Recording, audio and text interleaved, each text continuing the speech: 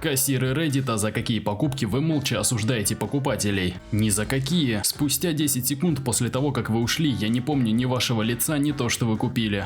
Спасибо, что досмотрели ролик до самого конца. Не забывай подписываться на канал. Ладно, я шучу.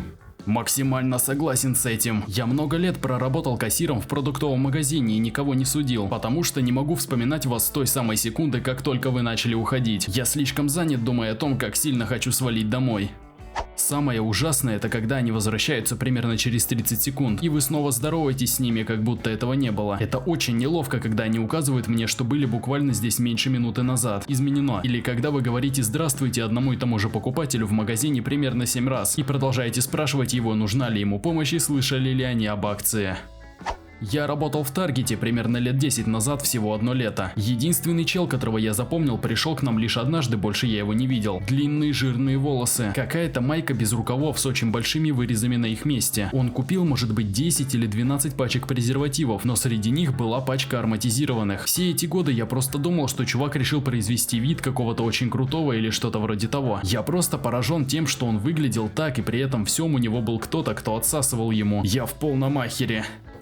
Еще до реалити-шоу TLC с вырезками купонов, одна женщина прошла через мою кассу и купила 217 бутылок разнообразных салатных заправок. В итоге она ничего за них не заплатила из-за какой-то странной лазейки с купонами. После того, как мой менеджер проверил ее и она вышла из магазина, я сначала был впечатлен, но потом подумал, что, черт возьми, вы собираетесь делать с 217 бутылками заправки для салата? Я обычно не осуждаю, пока это не оказывается просто нелепой кучей логически несовместимого между собой дерьма. Самым запоминающимся в моей работе стал покупатель, который купил 2 ящика тунца, большую упаковку одноразовых бритв и несколько банок женского крема для бритья. В тот момент я как раз пробивал его товар и, заметив, что именно я пробиваю, просто начал дико угорать. Он был сбит с толку, и я спросил: «Ты собираешься побрить кошку?» Парень взглянул на свои покупки и засмеялся так, что не мог дышать. Мы оба были в слезах, когда он вышел. Больше нас никто не слышал, поэтому мы выглядели как придурки. И только когда он вернулся домой, он понял, насколько неправильно жена, составившая список продуктов, поняла его просьбу.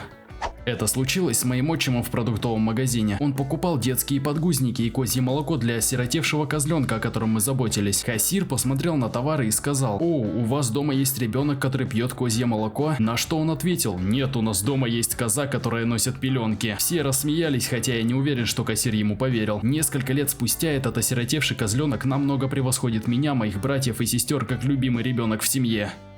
Я проработал в сети винных магазинов 11 лет. Я действительно обращал внимание не на сам товар, который они покупали, а на стоимость и количество. Одна женщина каждое утро покупала 3 бутылки водки объемом 1,75 за $9.99. Ее кожа была желтой.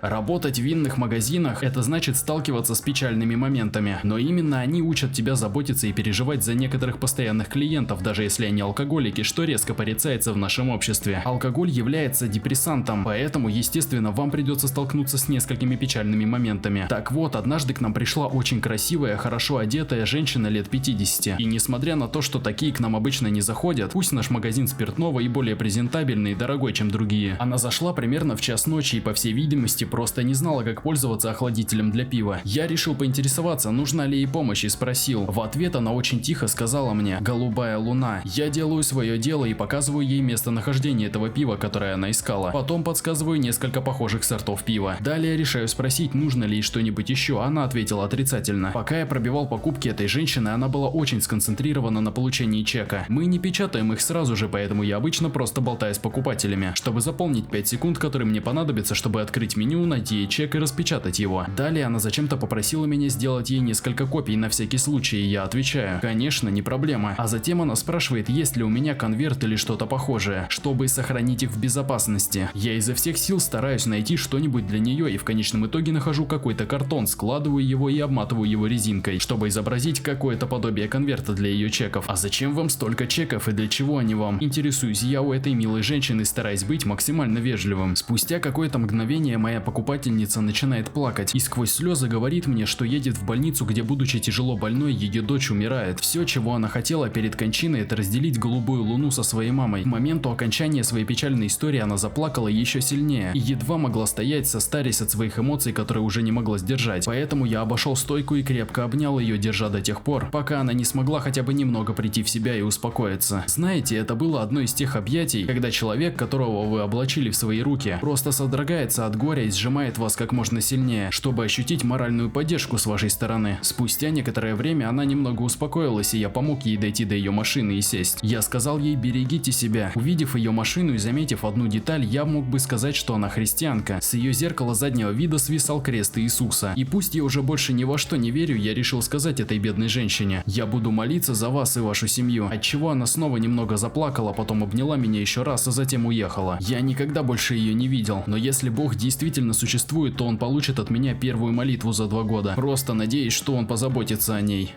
Однажды у меня была пара, купившая пачку презервативов без смазки и контейнер с «не могу поверить, что это не масло», и я с трудом сдерживал серьезное выражение лица, пока пробивал их товары.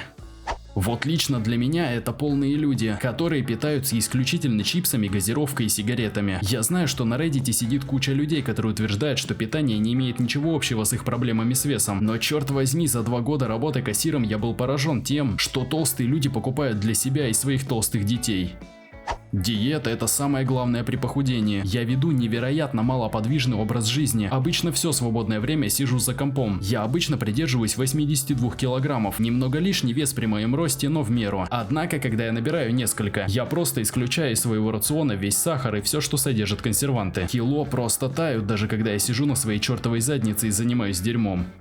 Согласен с этим. Я и моя девушка боролись с ожирением какое-то время. Мы добивались прогресса, но только спустя время нам удалось осознать, насколько ужасным было то, чем мы питались. Мы позволяли друг другу жрать всякую дрянь. Но хорошей новостью является то, что мы как команда внесли массовые изменения в рацион питания, а не просто употребляя какое-то диетическое дерьмо вместе с тем, что мы ели обычно. Нам удалось похудеть больше, чем на 7 кило, но мы все еще теряем нездоровый вес каждую неделю. Нам предстоит пройти долгий путь, но наша история – это надежда для тех, кто хочет встать на путь здорового питания.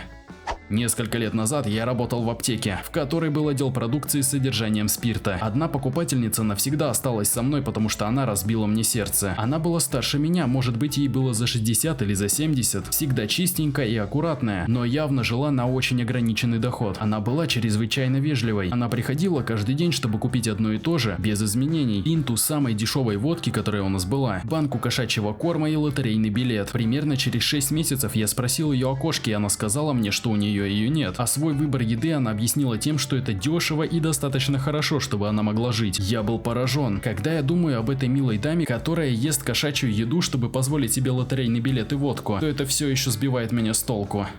Все что угодно, что покупают старушки в Россе. Они приходят буквально каждый день и тратят все свои деньги на всякое бесполезное дерьмо, одежду и обувь. Затем они возвращают все, что купили, обратно в Россы, а потом покупают все больше различного хлама. Это просто зависимость. Работал в Россе, могу подтвердить. На каждые 10 проданных товаров приходилось 9 товаров, которые были возвращены. Все в магазине было так изношено, избито, куплено и возвращено так много раз, что магазин на самом деле был просто дорогим благотворительным магазином.